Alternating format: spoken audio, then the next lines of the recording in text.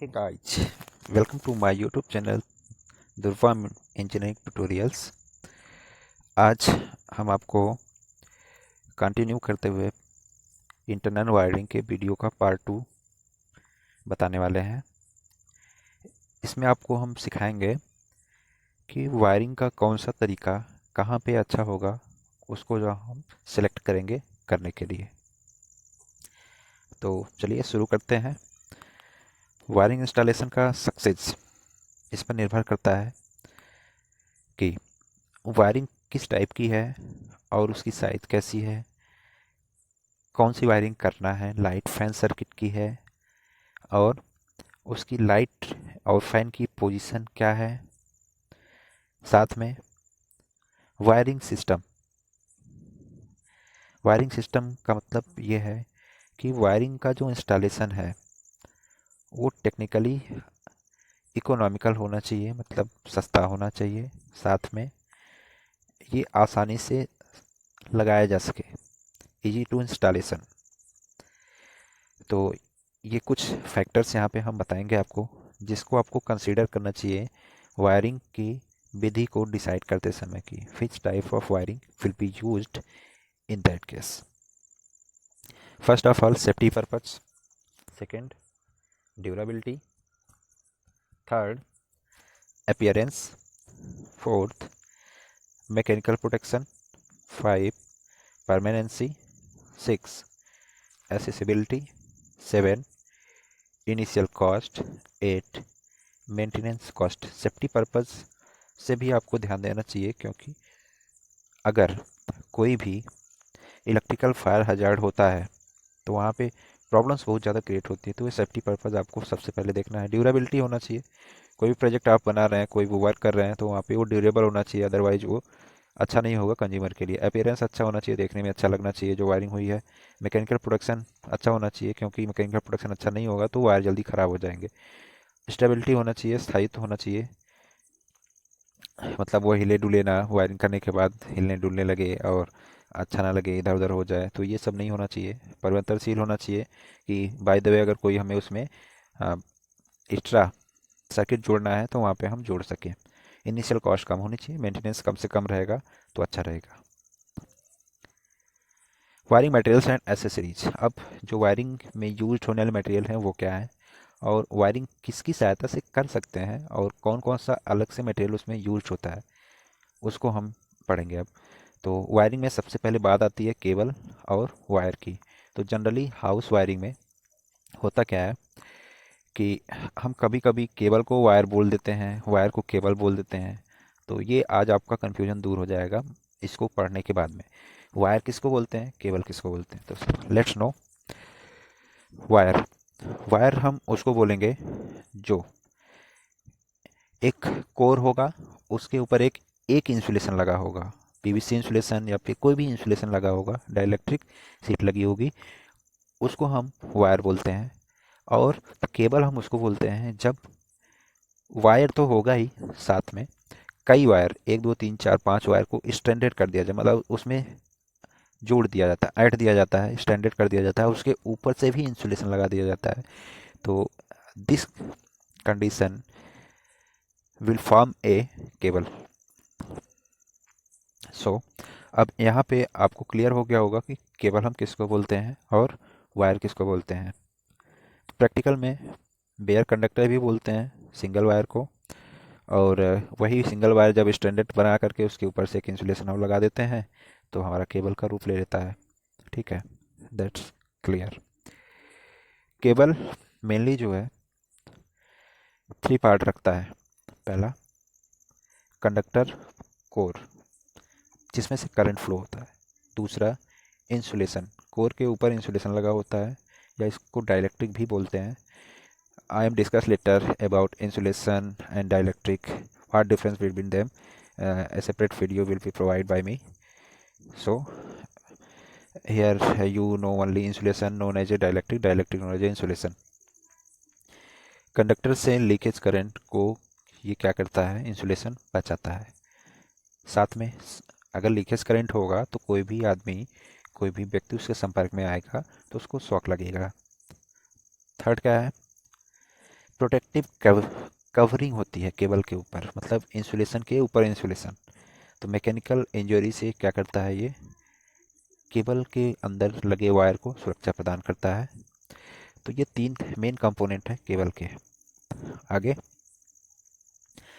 Conductor materials used in cable. जो conductor material है, cable में कौन कौन सा कंडक्टर मटेरियल यूज किया जाता है, तो सबसे पहले आपके दिमाग में ये बात क्लिक होनी चाहिए कि कंडक्टिंग मटेरियल्स क्या हैं। You know very well, because conducting materials way materials होते हैं जिसमें से करंट का प्रवाह आसानी से हो जाए। तो ऐसा नहीं कि हम यहाँ पे लोहे को ले आएंगे, बोलेंगे ये भी कंडक्टिंग मटेरियल है, बिल्कुल है, बट उसकी रजिस्टिविटी, उसका रेजिस्टेंस अधिक होता है, तो जिसके कारण वोल्टेज ड्रॉप ज़्यादा होगा तो वो हमारे लिए हानिकारक है, इसलिए उसका यूज हम नहीं करते हैं। तो जनरली यहाँ पे कॉपर और एल्युमिनियम यूज किया जाता है। ठीक है, चलिए आगे। अब बात आती है इंसुलेटिंग मटेरियल की। इंसुलेटिंग मटेरियल्स जो हैं वो कई प्रकार के हैं, बट सबसे पहले आपको ये जानना ज़रूरी है कि इंसुलेटिंग मटेरियल क्या होता है। इंसुलेटिंग मटेरियल की प्रॉपर्टी ये होती है कि वो अपने में से करंट को फ्लो होने से रोक लेता है, फ्लो नहीं होने देता है। और यह इसकी जो प्रॉपर्टी होती है, इसकी उसको हम रेजिस्टेंस बोलते हैं मटेरियल का। अब इलेक्ट्रिक केबल में यूज होने वाली इंसुलेटिंग मटेरियल जो होते हैं उनमें प्रॉपर्टी क्या होनी चाहिए। पहला, हाई रेजिस्टिविटी। दूसरा, हाई फ्लेक्सिबिलिटी। तीसरा, हाई डाइलेक्ट्रिक स्ट्रेंथ। चौथा, नॉन इन्फ्लेमेबिलिटी। इसका मतलब है कि ये जो इंसुलेशन है अज्वलनशील हो, उस पर आग का प्रभाव कम से कम हो।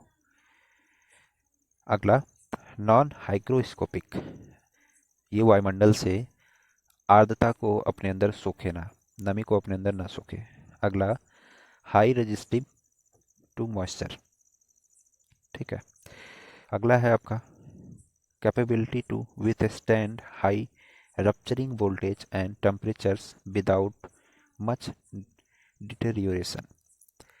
इसका मतलब पूरा ये है कि जो इंसुलेटिंग मटेरियल है हाई वोल्टेज के सामने भी स्थिर रह सके, और साथ में इसके ऊपर यदि टेम्परेचर बढ़ भी जाता है, वो एटमॉस्फेयर का उस इंसुलेटिंग मटेरियल के चारों तरफ का या कंडक्टर का जो कोर है उसका, उस समय भी ये ऑक्सीकृत नहीं होना चाहिए, डिटेरियोरेट नहीं होना चाहिए, ये इसका प्रॉपर्टी होना चाहिए।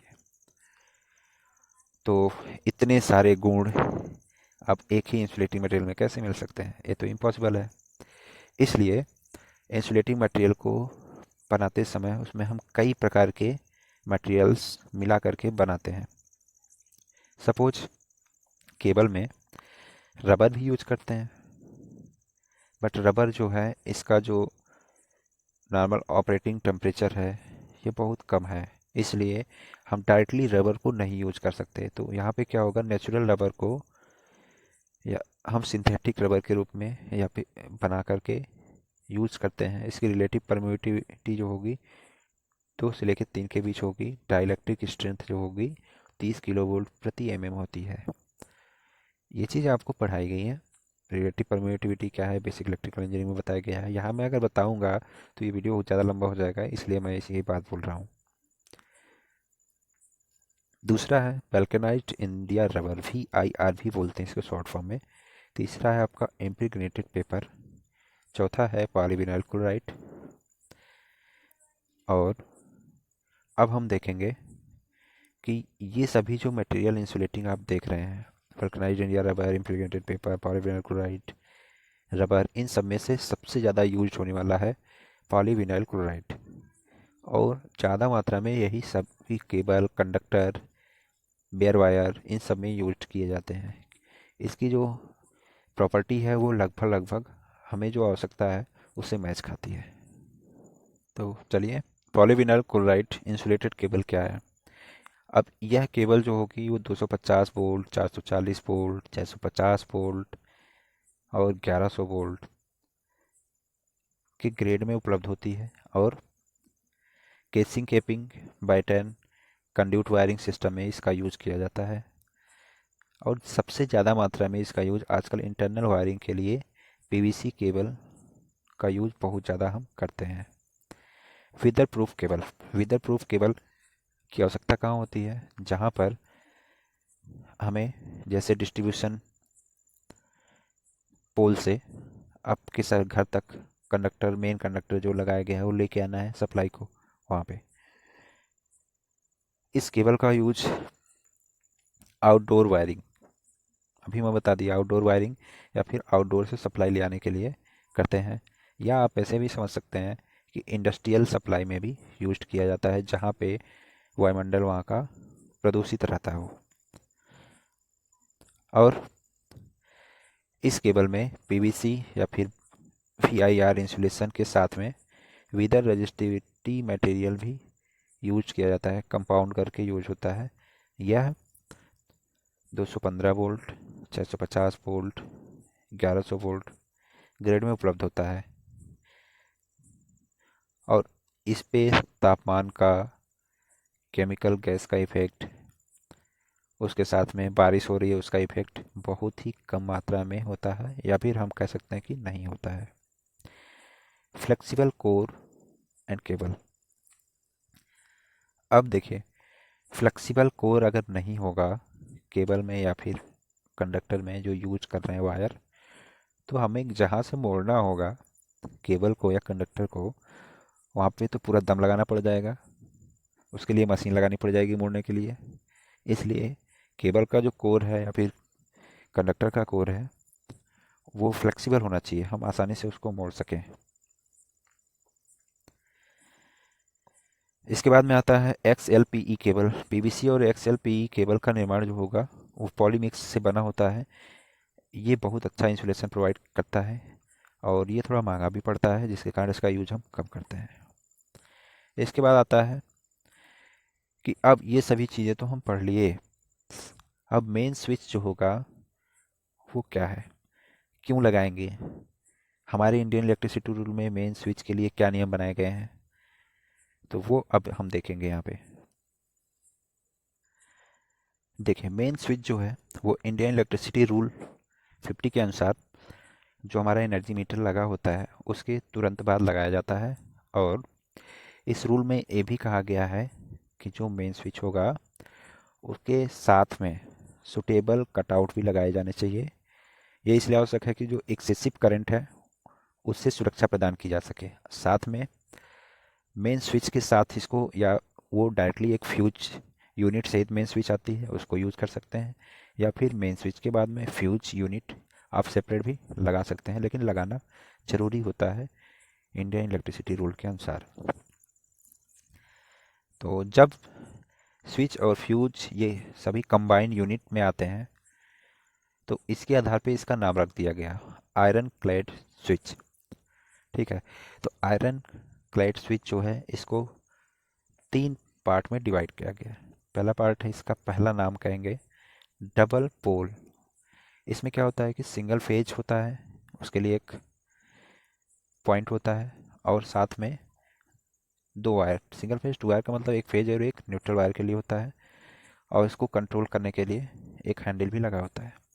दूसरा ट्रिपल पोल, इसमें 3 फेज RYB, और इसके लिए कंट्रोलिंग के लिए भी हैंडल लगा होता है। सर्किट कंट्रोलिंग हम कर सकते हैं, ऑन ऑफ कर सकते हैं मैनुअली। TPN या फिर triple pole with neutral link, यहाँ पे 3 फेज हो जाएगा RYB और एक न्यूट्रल लिंक हो जाएगा N। इसमें भी मैनुअल कंट्रोलिंग होती है। तो इसका नाम आगे हम अगर पुकारेंगे DPIC, TPIC, TPNIC, तो आपको ये दिमाग में सेट होना चाहिए कि DPIC मतलब double pole iron clad, TPIC triple pole iron clad, TPNIC triple pole neutral link with iron clad. ठीक है, तो आगे हम देखते हैं कि ये जो है double pole, triple pole, TPNIC, ये किस किस ग्रेड में अवेलेबल है। तो ज़्यादातर ये सभी ग्रेड में मिल जाते हैं, 240 वोल्ट, 16 एम्पियर, 32 एम्पियर, एक्सेट्रा, डीपीआईसी। और 3 वायर डीसी सर्किट में 500 वोल्ट, 32, 360, 100, 150 एम्पियर तक ये मिल जाएंगे। 3 फेज बैलेंस्ड लोड सर्किट में ये 415 वोल्ट, 32 एम्पियर, 63 एम्पियर, 100, 150, इससे ऊपर भी मिलते हैं। और 3 फेज 4 वायर भी इसी तरह से 415 volt, 32 ampere, 63 ampere, 100 ampere, 150 ampere, इससे ऊपर तक के मिलते हैं। ठीक है। डिस्ट्रीब्यूशन बोर्ड जो होता है, अब यहाँ पे इसकी आवश्यकता पड़ती है। अभी ऊपर बताया मैं डिस्ट्रीब्यूशन क्यों होता है, क्यों लगाया जाता है, हम एनर्जी को कैसे डिस्ट्रीब्यूट करते हैं।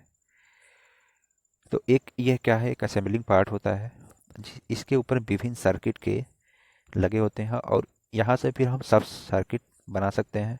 अगर छोटा इंस्टॉलेशन है, अगर बड़ा है तो वहाँ पे सब डिस्ट्रीब्यूशन बोर्ड भी बनाएंगे इलेक्ट्रिकल एनर्जी को डिस्ट्रीब्यूट करने के लिए।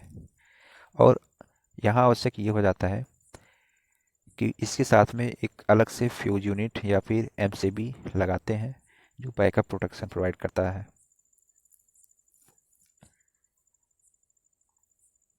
अब डिस्ट्रीब्यूशन बोर्ड में कितनी सर्किट होंगी, कितना क्या होगा, ये निर्भर करता है कि हमारा जो प्रोजेक्ट है वो कितना बड़ा है।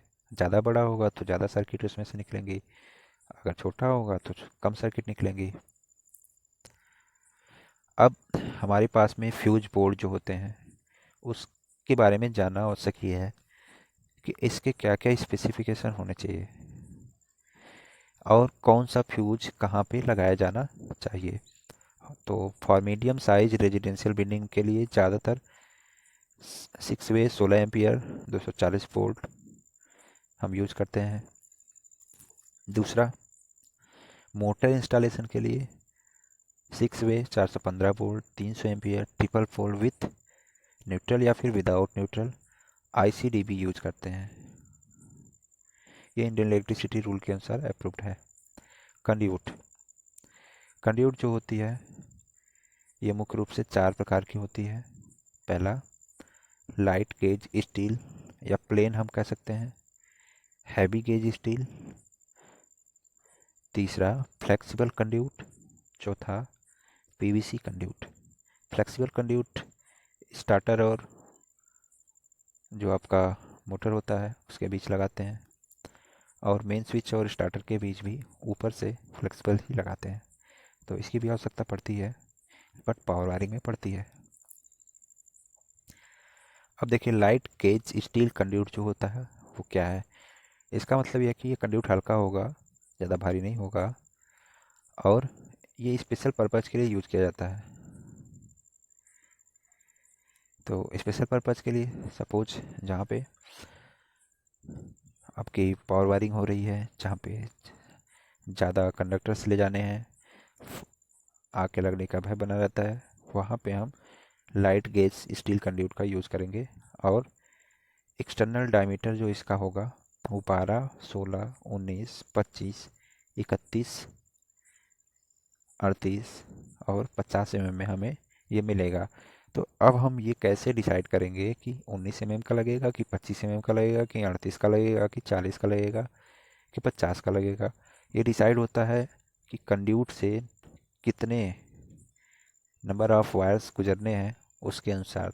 तो ये केबल हम ये टेबल से देखते हैं। टेबल एक आपको मैं बना दूंगा, उसमें अगले वीडियो में जब लास्ट में क्वेश्चन करवाएंगे तो वहाँ पे एक टेबल हम दिखाएंगे आपको। उसमें दिखाया जाएगा कि 3 कंडक्टर है तो कितने साइज़ का कंड्यूट लगेगा, 4 कंडक्टर है तो कितने साइज़ का कंड्यूट लगेगा, ये आपको याद होना चाहिए।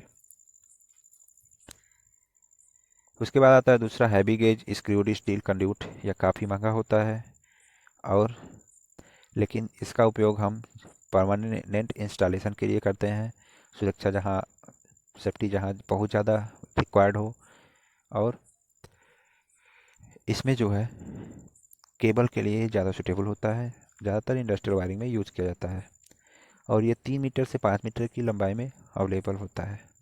और दोनों सिरों पे क्या होता है, थ्रेड्स बने होते हैं, जिसमें हम कपलर की सहायता से कंड्यूट को जोड़ सकें, लंबाई बढ़ा सकें उसकी। फ्लेक्सिबल स्टील कंड्यूट, तो फ्लेक्सिबल भी आती है, इस गलती से लिखा गया है स्टील कंड्यूट। तो फ्लेक्सिबल जो होता है पीवीसी का भी बनाया जाता है, स्टील का आता है लेकिन कम आता है, वो फ्लेक्सिबल नहीं होता है, प्रॉब्लम क्रिएट होती है ज़्यादा। तो ये 19 से mm से लेकर 50 mm तक अवेलेबल है, मिल जाएंगे आपको। इंटरनल डायमीटर साइज़ का ये बना होता है साथ में।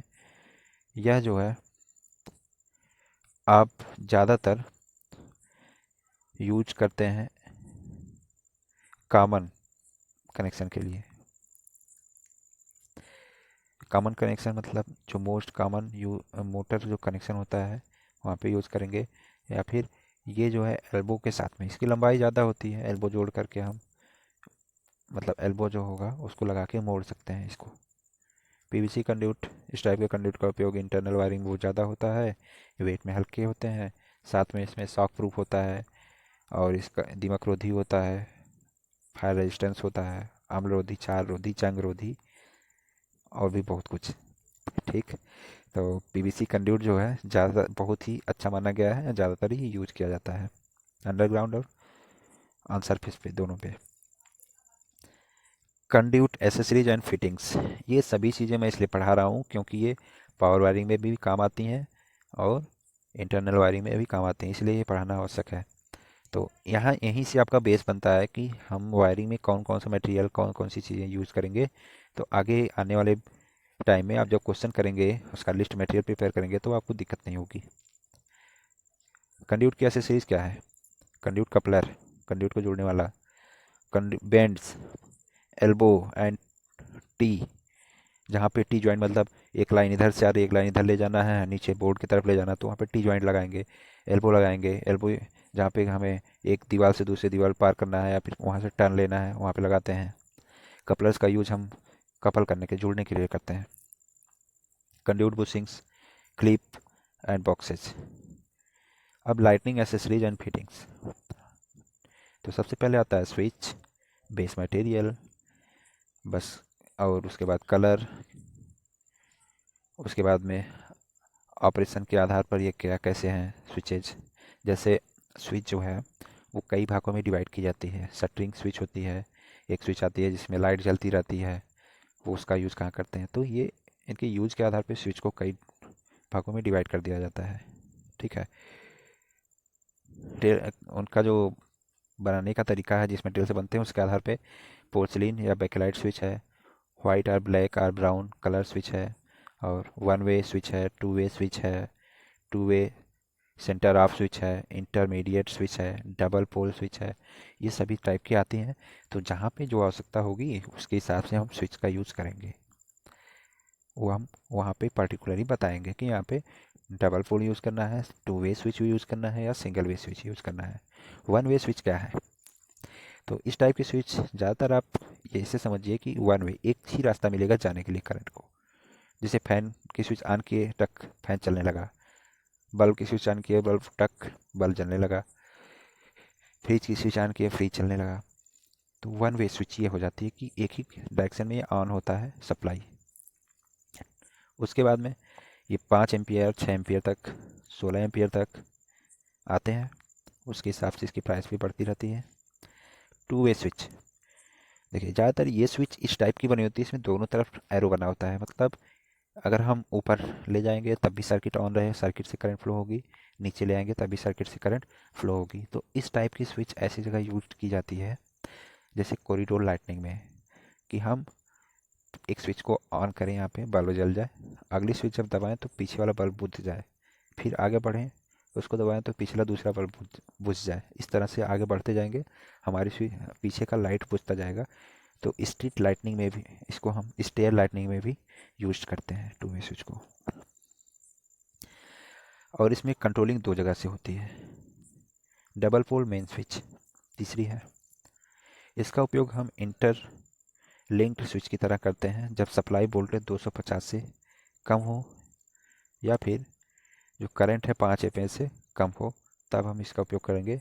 और साथ में इसमें ये ध्यान देना होता है कि डीपीआईसी स्विच इसके साथ में यूज करेंगे। इसके बाद में two way centre off switch. ये इस टाइप की स्विच होती है कि ऊपर ले जाएंगे तब भी ऑन हो जाएगा, नीचे ले जाएंगे तब भी ऑफ हो जाएगा, और बीच में ला के रोक देंगे तो ऑफ हो जाएगा, दोनों तरफ ऑन होगा। जैसे बाइक की हमारे पास में इंडिकेटर की जो लाइट वाली स्विच होती है, ये स्विच होती है टू वे और सेंटर ऑफ स्विच। जब हम राइट ले जाते हैं तो राइट चला जाता है, राइट वाला इंडिकेटर जलता है। लेफ्ट ले जाते हैं तो लेफ्ट चला जाता है, लेफ्ट का इंडिकेटर जलता है। बीच में ला के पुश करते हैं तो बंद हो जाता है। ठीक है। आगे push button switches. Push button switch जैसे आपका मेट्रो में लगी होती है गेट को खोलने बंद करने के लिए, लिफ्ट में लगी होती है, कहीं पे आपको कुछ बोलना है जैसे इमरजेंसी स्पीकर्स में लगी होती है, वहाँ पे आप प्रेस करेंगे तो आप बोलेंगे, बेल बजाने के लिए लगी होती है। तो ये सभी जगह पुश स्विचेज का यूज़ करते हैं। टेबल लैम्प स्विच, ये स्मॉल ऑन ऑफ स्विच होता है जो कॉमनली टेबल लैंप में यूज होता है, इसलिए टेबल लैंप स्विच बोल दिया गया, इसका नाम दे दिया गया है बेड स्विच। ये पेंडेंट स्विच होती है, लटकी रहती है, और ये ऑन ऑफ करने के लिए यूज़ करती है। दो टाइप की होती है, टम्बलर या सरफेस स्विच, या फिर फ्लैश स्विच या कंसील्ड स्विच जो बेड स्विच होती है। अब स्विच का स्पेसिफिकेशन क्या है, जो हम स्विच यूज करेंगे, स्विच हम डिज़ाइन करते हैं कितने करंट के लिए, करंट और वोल्टेज ये दोनों चीज़ें अवश्य होनी चाहिए कि कितने ग्रेड वोल्ट की स्विच है और कितना करंट ये झेल सकती है।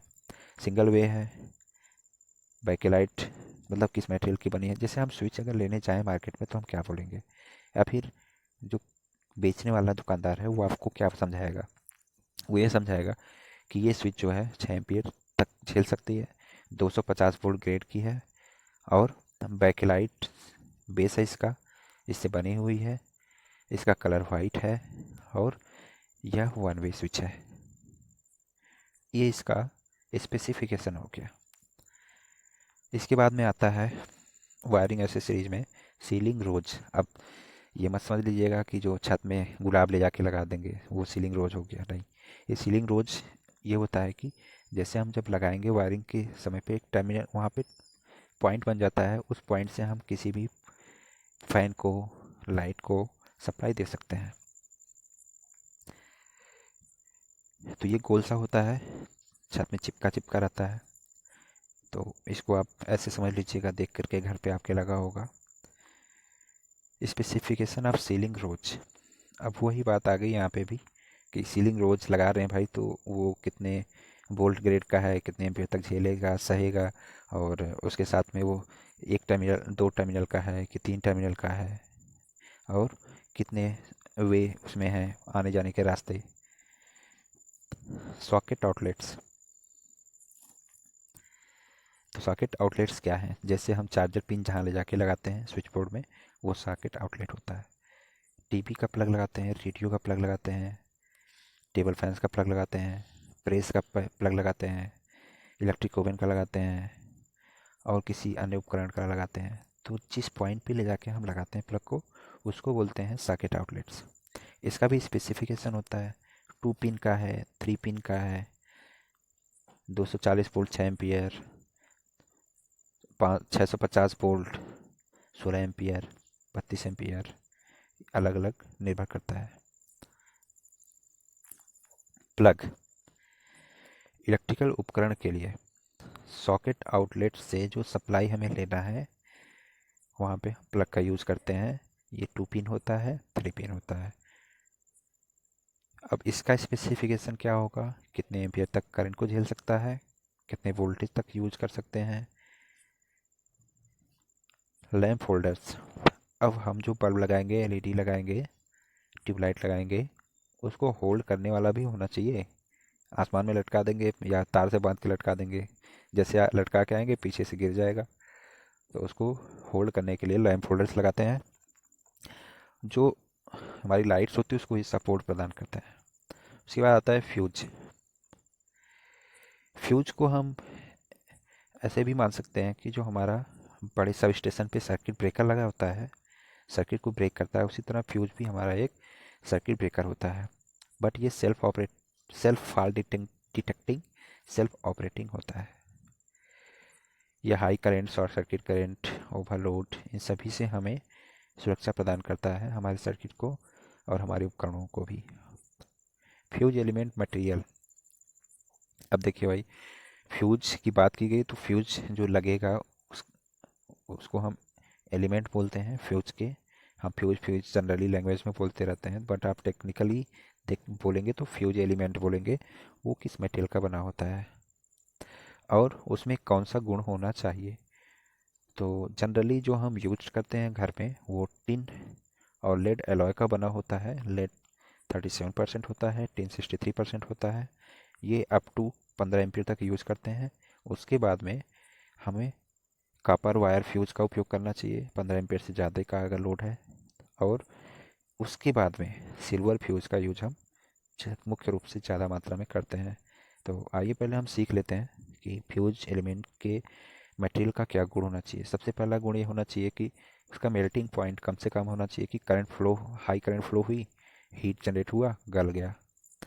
लो ओमिक लॉस, अगर ओमिक लॉस लो नहीं होगा तो उस सर्किट से, फ्यूज एलिमेंट से सर्किट में बहने वाली पूरी धारा गुजरती है, तो वहाँ पे ही बहुत ज़्यादा लॉस हो जाएगा, वोल्टेज ड्रॉप हो जाएगा।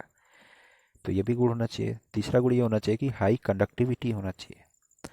उसकी जो कंडक्टिविटी है वो हाई रहेगी, तभी जाहिर सी बात है उसकी रेजिस्टिविटी होगी वो कम होगी, और कंडक्टिविटी हाई रहने के कारण लॉसेस कम होंगे। कॉस्ट कम से कम होना चाहिए और डिटेरियोरेशन से फ्री होना चाहिए। ऑक्सीडेशन नहीं होना चाहिए कि करंट उससे फ्लो हो रही है, धीरे धीरे ऑक्सीकृत हो रहा है, ऑक्सीकृत हो रहा है। एक समय ऐसी आएगी कि तो अपने आप पिघल जाएगा बिना कोई फॉल्ट के ही। तो फ्यूज हमेशा आपको ध्यान रखना है फेज वायर के साथ ही लगाना है, ना कि आप न्यूट्रल के साथ में भी फ्यूज लगा दें। अब देखिए फ्यूज यूनिट। फ्यूज यूनिट जो होती है मेनली जो होता है ये फ्यूज एलिमेंट जिसमें लगता है एक, उसको हम बोलते हैं कि फ्यूज का ऊपरी सिरा है और एक फ्यूज को होल्ड करने वाला होता है, उसको बोलते हैं फ्यूज का निचला सिरा है। तो उसके आधार पे फ्यूज को हम यूनिट डिवाइड कर दिए हैं, यूनिट में डिवाइड किया गया है। पहला है राउंड टाइप फ्यूज, दूसरा है किटकैट फ्यूज, तीसरा है कैट्रिज टाइप फ्यूज, चौथा है चारसी फ्यूज, पांचवा है सेमीकंडक्टर टाइप फ्यूज यूनिट। तो ये वीडियो थोड़ा लंबा हो रहा है, तो अब हम यहीं स्टॉप करते हैं। अब नेक्स्ट पार्ट में आपको हम बताएंगे जो फ्यूज का पार्ट बताया अभी मैंने आपको, round type, kit kat type, cartridge type, HRC fuse, semiconductor fuse, इन सब के बारे में डिटेल में हम सीखेंगे। तो आज के लिए बस इतना ही। Thank you for watching this video. God bless you all.